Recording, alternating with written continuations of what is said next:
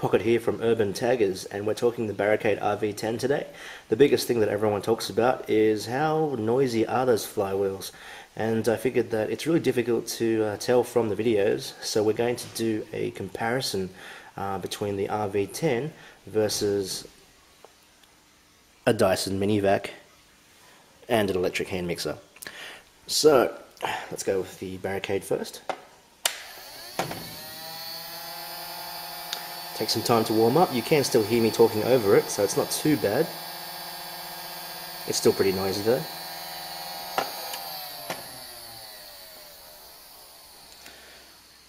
Now, as you can see, we'll go over to our Dyson, and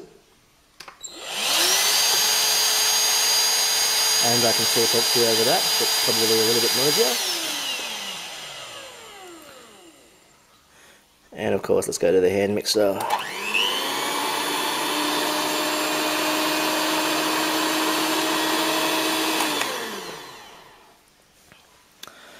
So there you have it, folks. The Barricade RV-10 is definitely quieter than a vacuum cleaner or an electric beater.